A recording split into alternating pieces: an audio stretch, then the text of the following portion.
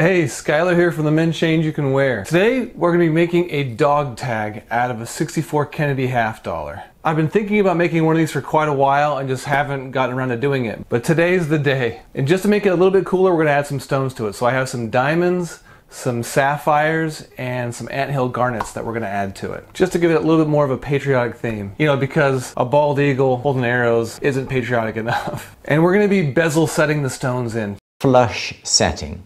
We haven't done that yet, so I'm really excited to show that to you guys. It's a great way of setting stones if you don't have a ton of equipment. Alright, let's get into it. And the first thing we need to do is mark the lines on the sides so we can cut out that dog tag shape. Living for weekends, wishing I could take a break from this world. Alright, now that we have both sides marked, we'll go ahead and cut it out. I just wanna be a lost girl and fly. Take a breath, feel my wings spread, levitate above the ground and make eye contact. So now we have our basic shape cut out, and we've got this sharp edge we need to deal with. So we're going to round that sharp edge out with some sandpaper. And all I really want to do is just swipe it back and forth like that, just to give it a nice rounding. And we've got some pretty rough stuff right here. This is 120 grit sandpaper. So we'll do this on a rough grit sandpaper and then switch to a finer grit just to clean it up.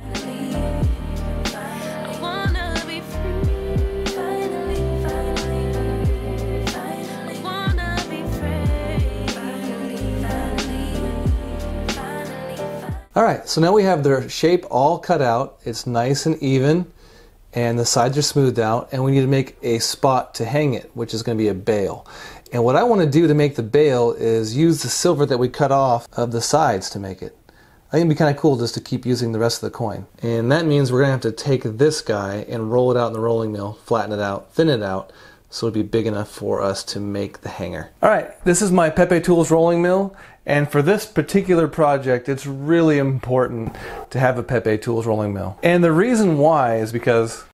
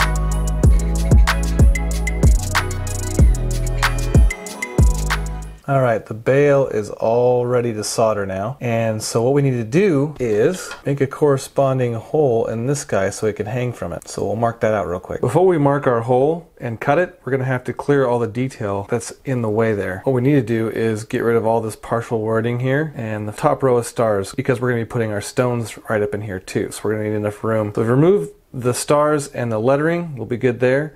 Then we're going to be putting some stones down below, so we're going to remove the same down there, leaving just the eagle. And the way we do that is with one of these sanding discs.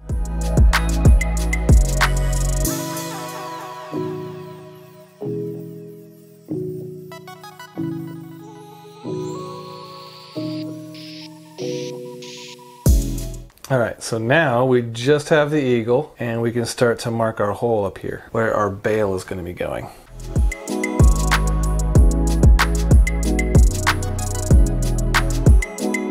Alright, that'll work. Let's cut that guy out.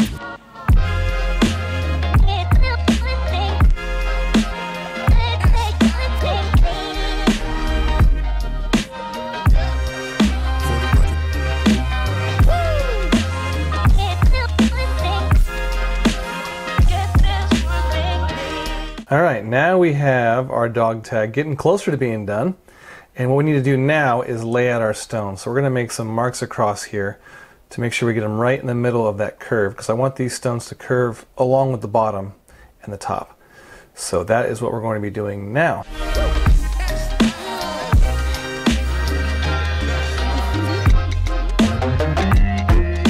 Now we have all our center marks made, and before we start setting stones, I want to solder this bail on and have it all ready to go. So let's go solder it on.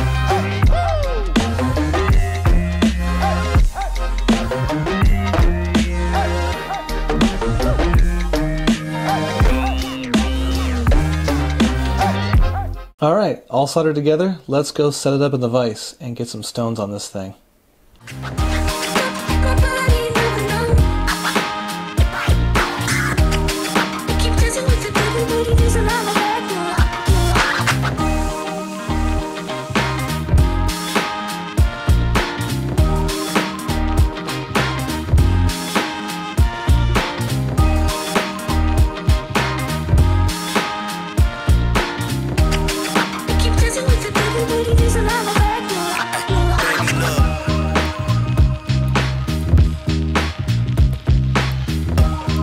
Time to drill some holes.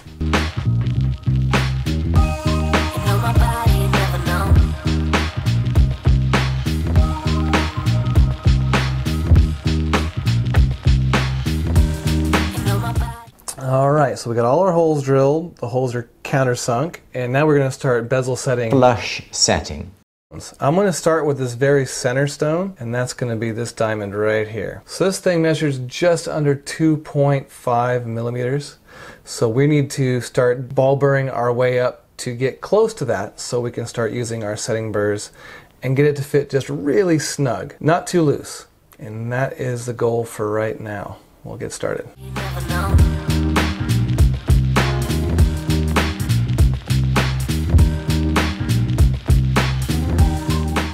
And now we want this stone to fit really snugly, so right now is just below a little ways the size that we need. So if you go to set that in there, it won't fit just yet. It's close though. So now what we need to do is just waller that out a tiny bit with the setting burr, just to make it just fit.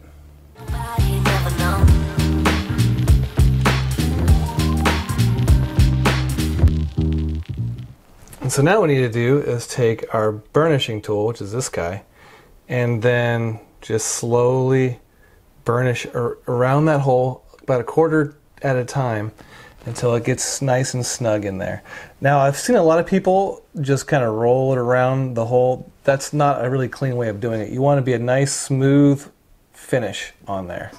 As a matter of fact, before I even start to use this, I'm going to polish it with a little buff, just to make sure it's good and smooth. It'll create a nice smooth surface. So that's what we're doing.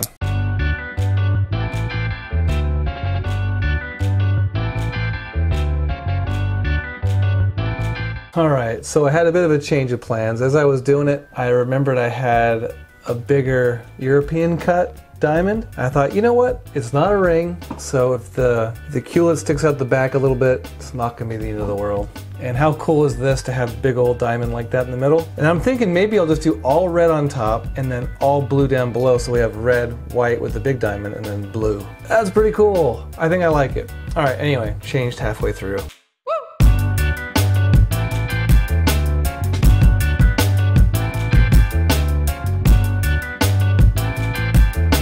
All right, one done, 6 more to go.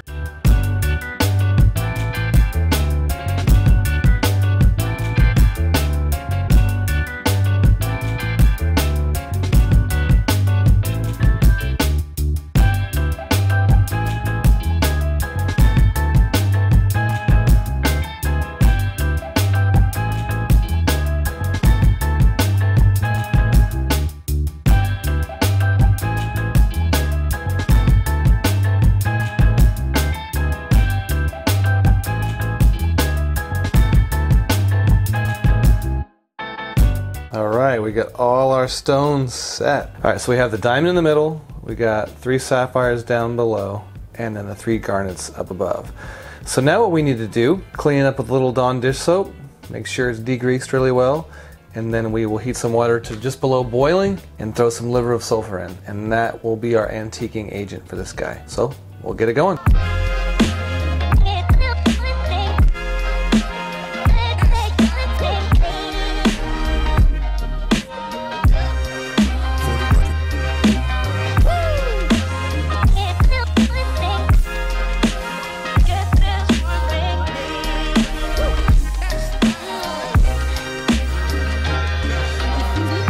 Alright, that's good and dark. Look how much that diamond stands out now. Whoo-wee! I like that. Although it won't stand out as much once we take some of that black back off, because you can't leave it that dark. So now what we'll do, dry it off, and we'll take some of that antique back off with some 4/0 steel wool.